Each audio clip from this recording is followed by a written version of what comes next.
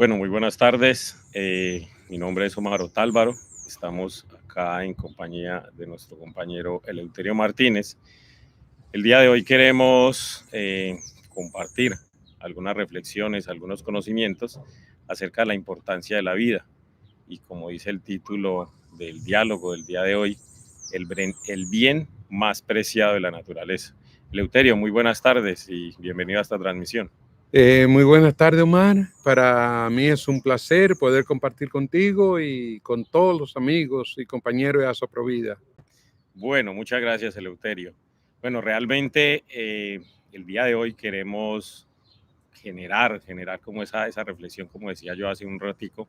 Queríamos empezar, Eleuterio, con si le preguntáramos una definición de qué es la vida como una visión muy global, que encierre, dijéramos, la parte religiosa, la parte científica, filosófica, ¿qué podríamos decir que es la vida? Claro, interesante, interesante. Mira, la vida es un ente difícil de describir. Es decir, eh, yo tengo bastantes años en la universidad enseñando biología, la ciencia de la vida. Y de los 33 años que tengo seguidos, ininterrumpidos, hablando sobre la vida, la verdad es que hemos visto muchas cosas, muchas cosas. Y lo que nos parece más extraño, si la vida es algo como tan evidente, tan claro, porque desde que uno está vivo, uno dice, sí, yo estoy vivo. Yo debo decir, yo sé lo que es la vida, o por lo menos no debo tener dificultades en definir lo que es la vida, porque es algo tan evidente que cualquiera podría definirla. Sin embargo, los seres vivos, la dificultad mayor es entender qué es la vida. ¿Qué es la vida? Explicar qué es la vida requiere muchos esfuerzos. Incluso para comenzar, nada más te voy a mostrar algunos de los libros que yo he escrito sobre eso, porque si tengo tantos años enseñando biología, si tengo tantos años hablando sobre lo que es la vida, es justo que alguna referencia deba tener. Por ejemplo, mis primeros libros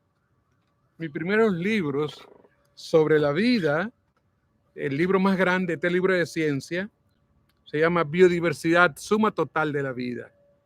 Ese fue mi primer libro, 300 y tantas páginas, explicando qué es lo que es la biodiversidad. La biodiversidad, suma total de la vida. Este es un segundo libro sobre el mismo tema, pero dirigido a educadores. Este es una guía didáctica para la interpretación del primer tomo. Después escribí el libro el más simple de la vida, que es para mis estudiantes de biología. ¿Qué es la vida? Aquí está una explicación breve, sencilla de lo que es la vida. Y este ya un poquito más filosófico, religioso, artístico, como cualquier enfoque que le podamos dar de la vida. Ese es mi cuarto libro sobre estos temas. ¿Qué te explico? Fíjate, debe ser una preocupación de todo ser humano describir y explicar claramente lo que es la vida, porque si estamos vivos, lo más lógico es que yo tenga una respuesta, que yo pueda explicar con lujo de detalle qué es lo que es la vida.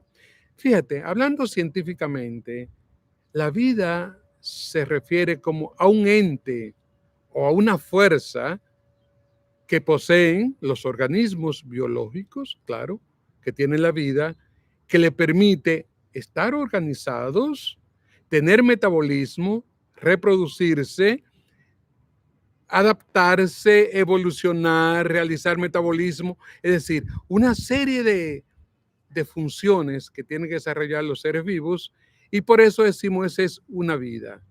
Pero a la hora de definir en sí qué es la vida, nos encontramos con la dificultad de explicarla desde un microorganismo a lo que es un macroorganismo. Es decir, la vida parte de lo más simple, lo más sencillo, que es una bacteria. La bacteria es la forma más sencilla de la vida. Y se diferencia de demás formas de vida porque las bacterias nada más tienen una sola célula.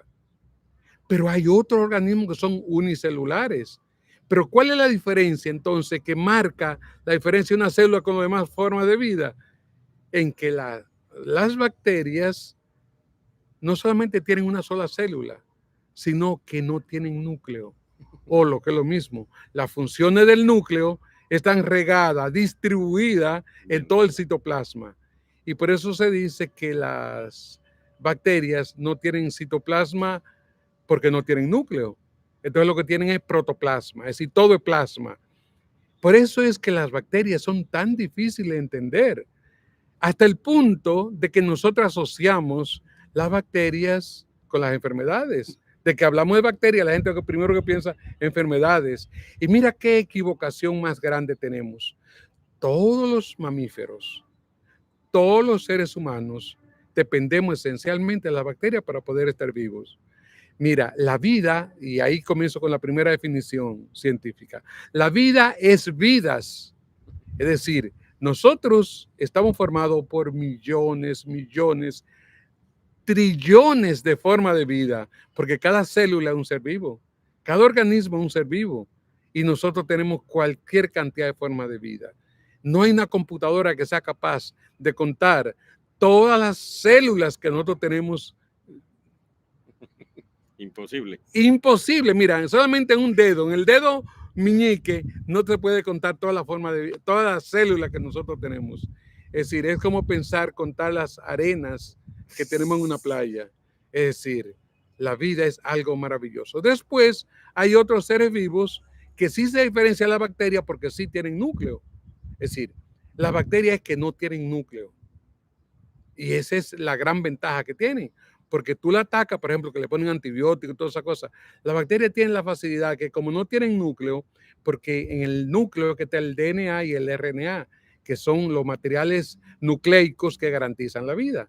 Todo organismo que en su núcleo tiene DNA y RNA, pues ya es un ser vivo. ¿Qué sucede? Que las bacterias tienen esos microorganismos, tienen esos corpúsculos, pero disueltos en el citoplasma. Y por eso es que es difícil tú entender claramente por qué las bacterias sobreviven ante cualquier circunstancia.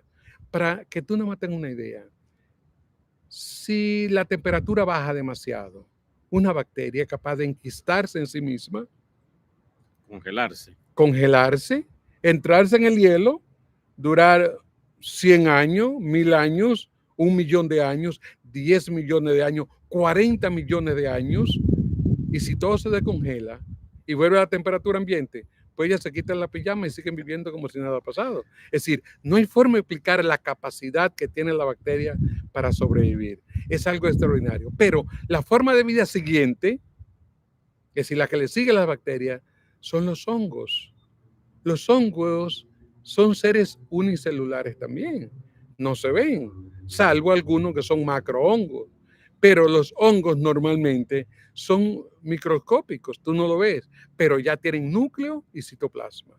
Son células formales y se reproducen por diferentes mecanismos, todos asexuales fundamentalmente.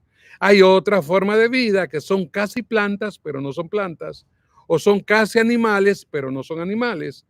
Le llaman protista, el reino protista. Le dicen protofitas a las que son casi plantas porque fotosintetizan. Le llaman protozoos, lo que son casi animales, pero que no son animales, pero que se comportan como tales. ¿Qué significa todo aquello? Que hay tres reinos que la gente no normalmente nosotros no lo conocemos. El primer reino, que es el monera, del cual depende la vida de nosotros y los animales. Todos los seres humanos y los animales dependemos del reino monera. Si las bacterias no estuvieran cubriendo nuestra piel, nosotros estamos, toda la piel de nosotros un escudo, por decirlo así, que nos defiende. De bacterias. De las bacterias, no, las bacterias que tenemos nos defienden contra escudo. Cualquier enemigo que pueda aparecer. Luego, todas las bacterias que tenemos en el tracto digestivo. Nosotros, todo lo que comemos, lo podemos asimilar porque las bacterias la digieren primero y después nos la pasan a nosotros. Oye esto, ¿eh? Y lo mismo pasa con las plantas. Las plantas no solamente que hay bacterias, también hay hongos, sobre todo los hongos. Es decir, la vida del ser humano es a las bacterias como los hongos lo son a las plantas. Todas las plantas en sus raíces tienen que estar cubiertas de hongos para que puedan asimilar los nutrientes que están en la tierra y pasarse a la planta. Es decir, los alimentos que nosotros consumimos, las bacterias son los que lo digieren y nos lo pasan a nosotros. Los hongos son los que digieren los nutrientes que están en el suelo y se lo pasan a las plantas. Es probable que los seres vivos, los seres humanos, no entendamos la belleza de la vida al entender de que la vida no sería posible si no tuvieran los hongos para las plantas y las bacterias para nosotros y los animales. Los únicos que son relativamente independientes son las protistas. Las protistas porque son las que evolucionan como plantas. Y luego los protozoos, que son los que evolucionan como animales. Pero te explico. Los seres humanos dependemos de las bacterias, igual que los animales. Las plantas dependen de los hongos y las aguas, los mares, los ríos, todos los cuerpos de agua dependen de las protistas. Para que, mira cómo es de delicada la vida en la naturaleza. Entonces viene el reino plantae, que ya es el reino superior, que ya sí lo conocemos. Las plantas, que la hay de varias, bueno, todo lo que nosotros conocemos como planta en la naturaleza, que es el primer reino superior. Después estamos nosotros los animales. Los animales, porque aunque estamos en el reino humano, la ciencia nos reconoce es porque hacemos las mismas funciones que hacen los animales, solamente dotados de unas facultades que carecen los animales.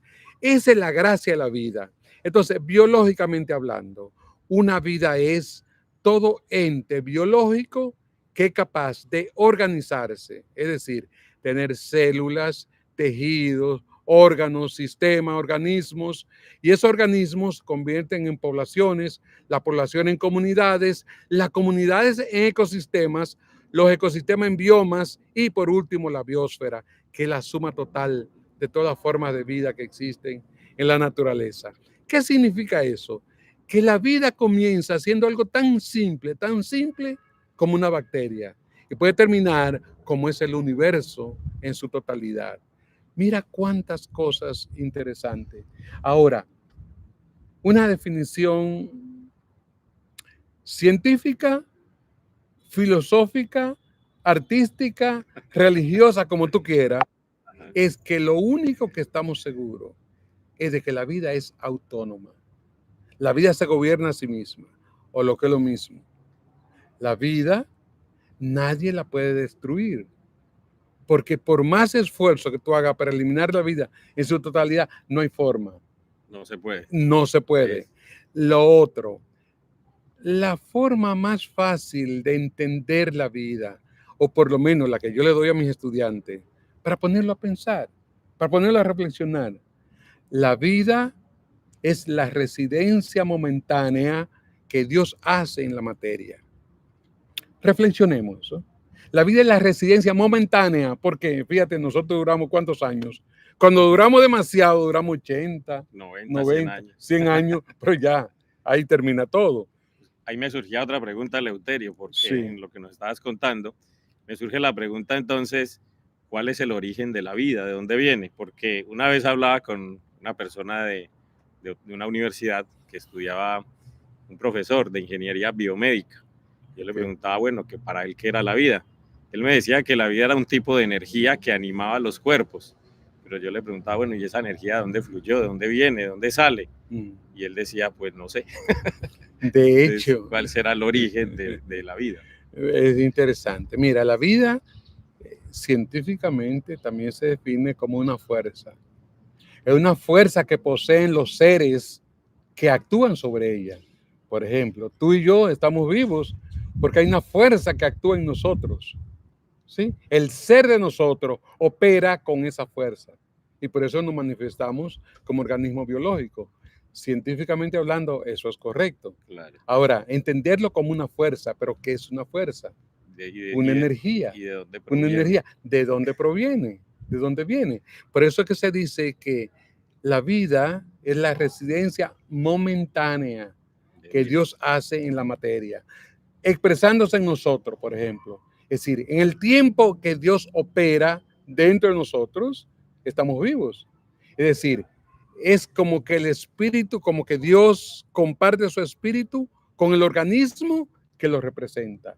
Es decir, para nosotros estar vivos, tiene que haber una fuerza que comparte con nosotros esa energía. qué bueno este planteamiento, Eleuterio, porque entendemos que hay muchas personas que nos pueden estar mirando, que cuando se les habla un planteamiento de Dios, todavía en su cabeza dicen, no, es que Dios no existe. Eh, Desde ese punto de vista, para esas personas que quizás, bueno, por sus creencias y por sus costumbres, pueden decir que Dios no existe, ¿cómo les podemos entonces mostrar que la vida sería imposible, su manifestación, su existencia sin esa fuerza superior? Sí, bueno, Desde sí, ese punto de vista, si entiendes lo claro. que estamos Bueno, hablando. es verdad, es cierto que hay personas que se declaran ateo, pero ni siquiera ellos mismos entienden el término Que es ateo. ateo. Es decir, es difícil tú explicar qué es lo que es no creer en Dios, porque una cosa es creer y otra cosa es ser. El ser es Dios y todas las cosas tienen un ser. Todas las cosas descansan en su ser. Nada puede La existir. cosa en sí es que todo, esa computadora, todo cuanto existe, existe porque hay un ser que la sustenta. Y yo le puedo llamar como yo quiera. Le puedo poner el nombre que me parezca. Pero eso no quita de que sea un ente que está por encima de nuestra capacidad Superior. de entender y de comprender todo aquello. Porque es que, ¿por qué no entendemos lo que es Dios? Porque Dios no es lo que nosotros pensamos. Dios está más allá de lo que nosotros podamos pensar. Nosotros estamos en su interior. Es decir, es difícil que este dedo meñique sepa quién soy yo, porque él no entiende el todo. Nosotros somos lo finito y Dios es lo infinito. Está Es más decir, arriba, superior a eso. no exactamente. Lo infinito no entiende, lo finito no entiende lo infinito. Lo infinito sí entiende lo finito. Claro. Es decir, hay que entender que si nosotros somos una partícula de Dios, es decir, una proyección auténtica de Dios, porque la palabra esencia, fíjate que la misma forma como se ha construido el lenguaje te explica todo. Todos conocemos la palabra esencia, ¿no? Esencia es naturaleza que no cambia. Lo fundamental de algo. Lo fundamental, lo Lo esencial. esencial. Esencia significa naturaleza que no cambia. ¿Qué significa eso? Que todo lo que está vivo es de la misma naturaleza del Padre. Exactamente, y ese Padre le llamamos Dios, o tú le puedes llamar como tú quieras. Mira, fíjate una cosa, eso es perder tiempo preguntándose si nosotros llegamos por evolución o llegamos por creación, que es la discusión más tonta, que son discusiones infantiles, porque nosotros hemos evolucionado o evolucionamos, pero primero tuvo que verse la creación. Todo el universo comienza con hidrógeno. Debió haber un principio. Debe haber un principio, pero en principio lo que hubo en principio fue un hidrógeno. Y del hidrógeno se formaron el hidrógeno y el helio. Si algún día tú tienes una tabla periódica en tus manos, verás que el hidrógeno, que está en la parte superior izquierda, Y el helio a la derecha. y el helio a la derecha. Pero mira qué interesante, las proporciones. El 80% de la masa que hay en el universo está hecha de hidrógeno. Y el 20% De helio. de helio. Y todo lo demás elemento es combinación de helio con hidrógeno. Helio e hidrógeno. Toda la creación. Es decir, todo, y por eso es que el sol es que sostiene toda la forma de vida. El sol está hecho de helio e hidrógeno, o de hidrógeno y helio. Es decir, la luz que nos proyecta, rayo ultravioleta, cuando se descompone la luz que nos alumbra normalmente, esa luz es una rápida combinación de helio con hidrógeno. Y así se da. Pero hablemos más sobre la vida, porque la vida es lo que nos convoca. Y la vida es, por decirlo así, una gotita de luz que se ha condensado y toma forma. Por ejemplo, todas las formas de vida que existen en el planeta Tierra existen sí y solo si les llega la luz del sol. Sí, no hay todas las formas de vida que existen en el planeta Tierra están colgando de un rayito de luz del sol. No importa que estén en la tierra, que estén en el aire, océanos. Que estén en los océanos, en los ríos, donde quiera que la vida esté presente, depende de la luz del sol. Hasta los organismos que están en los abismos oceánicos, por ejemplo, las fosas de las Marianas son las profundidades conocidas más profundas que tienen los océanos. 11.000 metros, 11 kilómetros de profundidad. ¿Qué significa todo aquello? Que los seres vivos que nunca han visto la luz, dependen fundamentalmente de que organismos que están en esa profundidad se alimenten de otros que están más arriba, y eso de otro más arriba, y eso de otro más arriba, hasta que llegan a la superficie y encuentran el plancton. El plancton son los organismos que flotan. Plancton, la palabra plancton significa organismos que flotan, no plantas, porque pueden ser organismos casi plantas u organismos casi animales. Por eso se llaman fitoplancton o zooplancton. Sí, pero ¿qué significa todo aquello? Es decir, que hay una cadena alimenticia donde los organismos que están en la superficie reciben la luz del sol, fotosintetizan, fabrican su propio alimento y se lo pasan a los demás organismos que están más abajo. Es decir, esa cadena llega al fondo de los océanos. Esa es la gracia de la vida. Si entendemos eso, nos vamos a dar cuenta que todo está amarrado por la energía solar. Así es. Desde ese punto de vista, Eleuterio, vemos la maravilla que tiene la vida aquí en este planeta, en el planeta Tierra. Sí. Pero me imagino que con esa misma conclusión o con ese mismo análisis se puede sobreentender entonces que la vida se puede dar así en cualquier otro planeta del universo. Indudablemente, indudablemente. Porque que la capacidad que tiene la vida de adaptación es algo extraordinario. Es decir, cómo la vida es capaz. Por ejemplo, tú que estás en Sudamérica, al lado de Colombia, tú tienes Ecuador. Y pegadito tú tienes a Bolivia y a Perú. En Perú tú tienes el desierto más seco del mundo, que es Atacama. En el Atacama hay organismos, hay semillas que son capaces de durarte 15, 20 años sin que te caiga una gotita de agua, ¿verdad? No llueve. Viene una tarde cualquiera, llueve y al otro día eso se llena de vida. Te nace cualquier cantidad de plantas que, bueno, vi esa maravilla, tú lo viste los otros días que estaba en todos los canales mostrando la maravilleza.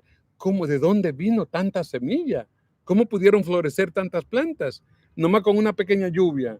Y otra vez pasan 15 o 20 años sin que caiga una gotita de agua y quedan las semillas ahí. Es decir, es algo extraordinario. Es decir, el desierto no indica ausencia total de vida, sino de seres vivos que se adaptan a esas condiciones. Las plantas, las semillas que la contienen, son capaces de entrar lo que le llaman latencia o hibernar. Es igual que los lagartos. Los lagartos cuando hace mucho frío, ellos que hacen como que entran en un sopor y se mantienen así hasta que pase el frío. Cuando llega la temperatura normal, otra vez vuelven a su actividad. Y así mismo pasa en los polos. Y así se dan. Es decir, la vida tiene una capacidad de adaptación extraordinaria. Es decir, si hay algo que merece la pena celebrar y valorar, es la vida. Y por eso es que cuando hablamos de Asoprovida, Asociación para la Protección Protectora de la Vida, indica que son seres vivos que no solamente comprenden que la vida es el bien mayor de la naturaleza, porque no hay nada en la vida, no hay nada en el universo por el cual tú puedas cambiar tu vida. Es decir, uno dice, hay muchas cosas valiosas en el mundo, de hecho es así. Cuántas cosas hermosas. El oro, por ejemplo, las piedras preciosas, el diamante, todo el valor que tienen esas piedras preciosas no son suficientes para comprar una vida. ¿Ve? Por eso es que la Asociación Protectora de la Vida, el solo hecho de decir yo defiendo la vida, eso te da el derecho a tu poder continuar viviendo. Porque hay una filosofía o una parte filosófica de esos enfoques donde los griegos dicen que solamente la vida sostiene la vida. Mira qué interesante. Solo la vida sostiene la vida. Nosotros que nos creemos vegetarianos, porque comemos, o carnívoros, porque a veces somos ambas cosas, pero las plantas que estamos consumiendo son seres vivos. Los animales que consumimos son seres vivos. Hay otros que dicen, no, yo lo que consumo es pescado, pero los pescados también son seres vivos. No, yo como todo lo que comemos, óyeme la palabra, todo lo que comemos, sin importar su naturaleza, viene de las plantas o viene de los animales. Todo cuanto consumimos, no importa cómo tú lo combines, lo arregles, Como tú lo prepares, viene o de la planta o de los animales. ¿Sabe por qué? Porque solamente las plantas, a través de la fotosíntesis, fabrican su propio alimento y el alimento de todos los demás seres vivos. Y nosotros, animales, tenemos que alimentarnos de las plantas. Es decir, en última instancia, aunque comamos carnes, todos somos herbívoros. Nos alimentamos de las plantas. Sí, porque ese animal en algún momento se alimentó de plantas. Indudablemente, indudablemente, porque el don de la vida comienza con la fotosíntesis, con la síntesis de energía solar, porque el sol es la energía que le da vida, que le inyecta vida a todo cuanto existe. Así es. Pero hay algo que nos interesa, que con los amigos de Soprovida, para entender el ejercicio de defender la vida. ¿Por qué es importante defender la vida? ¿Por qué yo dedicar mi vida a defender la vida? Dicen que el que cuida la vida se gana el derecho a vivir por lo siguiente. La vida concita vida. Si tú te ves a un niño quiere jugar con otro niño, casi siempre. Con los adultos ellos son un poquito más reservados. Algún día lo vas a saber. Cuando tú ves que tú eres joven, que ya está abundante la niñez, cuando tú eres adolescente, tú quieres juntarte con adolescentes, no con niños, ya, sí. Cuando tú eres adolescente, ves que hay otros que son mayores que ya son jóvenes. Los jóvenes quieren relacionarse con ellos, no con los adolescentes. Ya, cuando tú eres joven, los jóvenes entre sí mantienen cualquier diversidad de relaciones, pero ya cuando eres adulto, ya tú tienes otro comportamiento. ¿Por qué? Mira qué cosa. La vida concita esa fuerza que le llamamos energía o que le llamamos vida, como que tiende a nivelarse. Y esa nivelación es lo que garantiza que la vida continúe y se mantenga por siempre. Y es por eso que cuando uno es joven, cuando su organismo le responde mejor a las funciones biológicas. Es decir, ahora cualquier cosa que comemos, el organismo la aprovecha de la mejor manera. ¿Qué es lo más importante? Porque cuando ya tú rebasas y llega a cierta edad, el organismo merma o tiende a no ser tan eficiente en el uso de energía que tú consumes. ¿Qué significa todo aquello? Que mientras tú eres joven, que tiene toda la fuerza del mundo, es bueno que si tú estás vivo, tu vida se la dedique a la vida. Cuando uno ve que los animales y las plantas, que son nuestros compañeros de viaje, si yo dependo de las plantas y los animales para poder estar vivo, yo tengo que cuidar la planta y los animales. Hay organismos que están en peligro de extinción. Esos organismos están en peligro de extinción. No son los que consumimos normalmente, sino los que son fruto de la cacería o los que son fruto del uso deportivo, de la caza, del uso industrial, es decir, las modas. Es decir, si te das cuenta, nosotros tenemos costumbres raras porque la vida no es un juego. La vida como deporte. Es un insulto. Yo decir que yo voy a comprar unas balas, voy a comprar unos perdigones, voy a comprar un artefacto para yo dispararle a seres indefensos. Es decir, ¿cómo yo justifico cuál es la calidad, la calidad moral, la calidad ética que yo tengo para quitarle la vida a un ser que es indefenso? Si alguna vez tú tienes que reflexionar, es cuando tú ves a alguien que dispara, diga para divertirse. Que yo mato un ave para decir si yo tengo puntería. Quitarle decir, la vida a otro ser nomás por diversión. Nada más por diversión. Eso es algo que realmente no hay forma de tú poderlo justificar. Eleuterio, a mí me surge una pregunta y es, estamos hablando de que cada día se va perdiendo muchas especies que van desapareciendo de la faz de la Tierra, o sea, se extinguen. Cuando se extingue una especie del planeta, ¿qué le pasa al planeta? O sea, se desapareció, no sé, algún ave. ¿Qué daño se le causa al planeta cuando eso ocurre o a la biodiversidad? Sí. Qué bueno. Esa es la motivación primaria para uno formar parte de Soprovida. Porque la vida es única e irrepetible. Y la vida nadie la sustituye. Me explico. Si desaparece la paloma coronita es una especie propia del Caribe. Nada más vive en las Antillas. Ella llega hasta Los Cayos de la Florida, pero no entra a Norteamérica. Va por todas las Antillas, por las Antillas Mayores, Antillas Menores, y llega hasta Trinidad y Tobago, pero no entran a Venezuela. Es decir, ella nada más vive en las islas. Solo en las Antillas. Es decir, son endémicas de esa región. Están desapareciendo. Porque los bancos de postura que la tienen distribuida en las islas, aquí en República Dominicana teníamos los bancos de postura más grandes. Pero ¿qué sucede? Que aquí tenemos el turismo, actividades turísticas, y hay una actividad turística que se llama especies cinegéticas para el deporte de cacería. Las palomas coronitas que banqueaban la isla Saona, por ejemplo, eran tantas las palomas que llegaban a banquear. Banquear es que hacen bancos donde ellas se reúnen todas y hacen sus nidos. Hacen los nidos como si fueran una colonia grandísima, ¿no? Se comenzó entonces a cazar. Oye, era tantas las palomas que se posaban en esos ambientes que a veces tú hacías un disparo al aire y salían volando tantas palomas que tú disparabas al aire y automáticamente caían. Cualquiera le pegaba. Cualquiera le pegaba porque eran nubes de palomas coronitas que desaparecían. La cazaban así. Le tiraban desde el mar. Es decir, como está a la orilla de la costa y en una isla, ¿verdad? Le disparaban desde el mar. Luego le disparaban de helicóptero.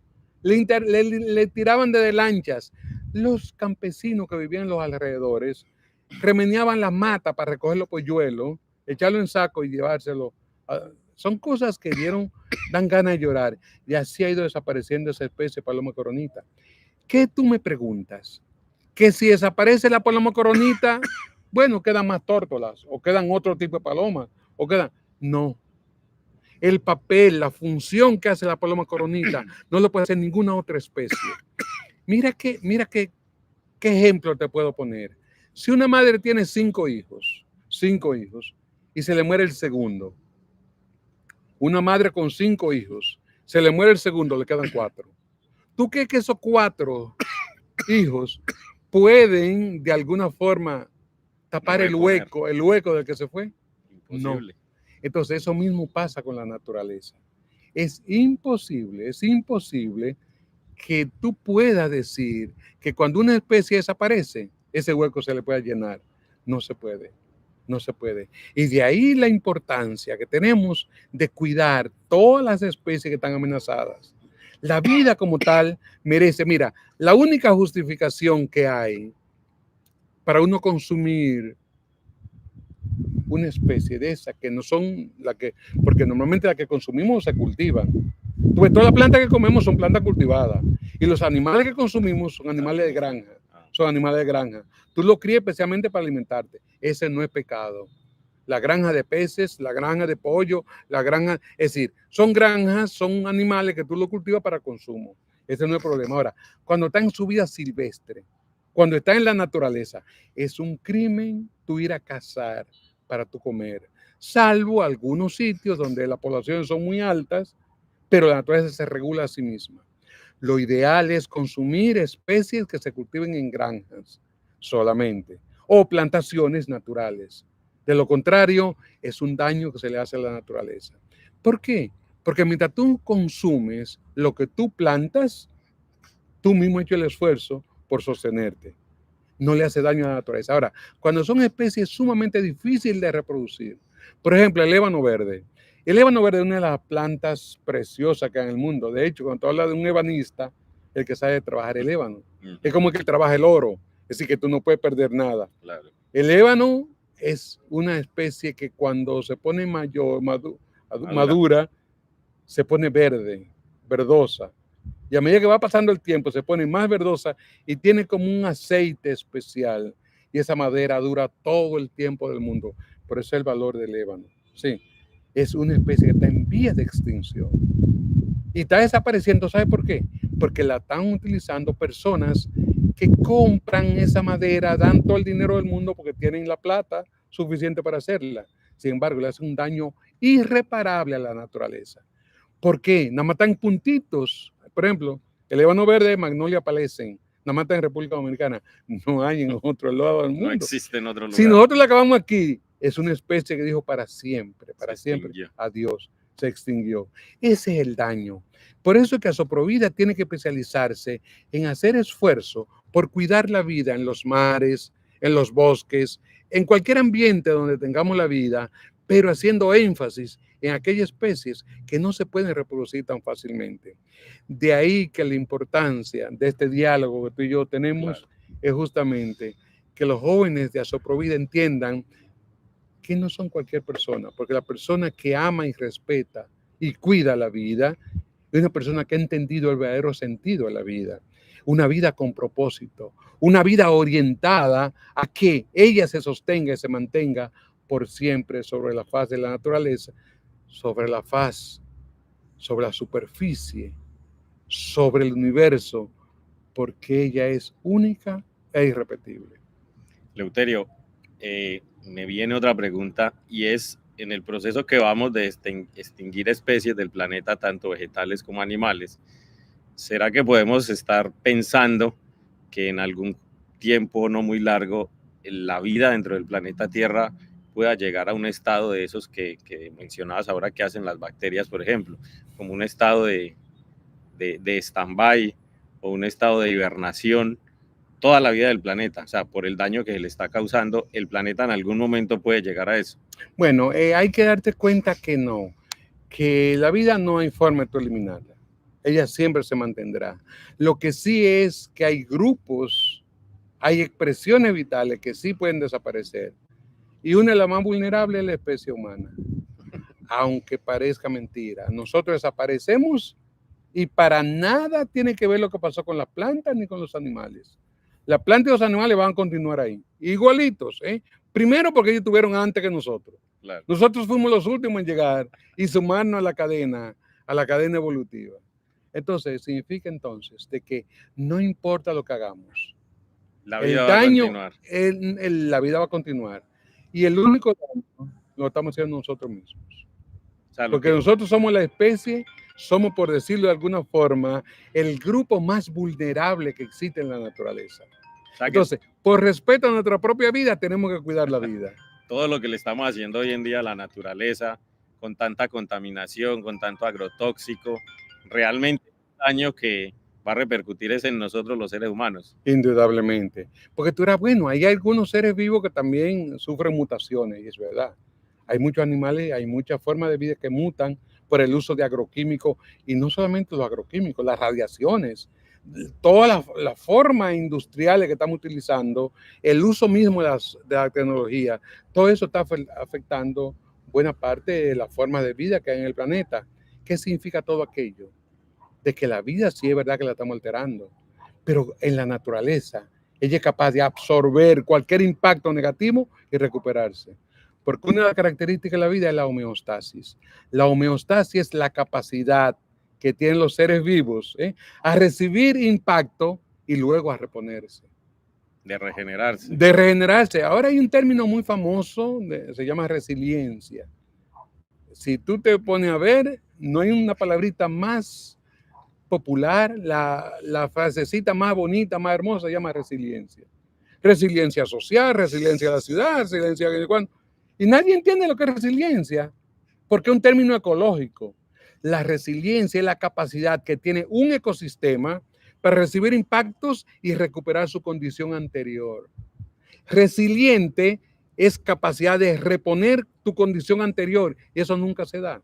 Es decir, lo que nosotros estamos llamando resiliencia es homeostasia. La homeostasia es recuperarte otra vez a tu estado anterior, pero nunca exactamente igual a lo que tú fuiste. ¿Sí? Claro. ¿Qué significa todo ello? Que está bien que usemos el término resiliencia, pero que sepamos que lo estamos usando mal. No solamente lo estamos usando mal, sino que su acepción, es decir, el concepto original es aplicable a la naturaleza, a los seres vivos que son capaces de recomponerse o con capacidad de evolucionar. Si no evoluciona, por ejemplo, una ciudad no puede ser resiliente, porque la ciudad no se recupera a sí misma. Es el ser humano que tiene que intervenirla. Es decir, el urbanismo está muy bien, que los economistas están muy bien que usen estos términos, pero que sepan que no es lo correcto. Bueno, ya se nos está acabando la luz. Claro que sí. Bueno, Eleuterio, verdad que ha sido muy, muy constructivo este diálogo en esta tarde. Queremos darte los más sinceros agradecimientos. Y bueno, ¿qué conclusión podríamos dejar final entonces para todas esas personas que nos escuchan y se preguntan eso de qué es la vida, por qué existe todo esto, cuál es la razón de ser de todo lo que nosotros vemos en el universo, en las galaxias, que incluso hasta este momento tengo entendido que no se le ha encontrado un fin al universo? No, y lo ¿Cuál es la bonito, razón de ser de todo esto? claro, la razón de ser de todo esto, que la vida es la vida, el bien mayor de la naturaleza, la forma de expresión más alta que tiene la naturaleza.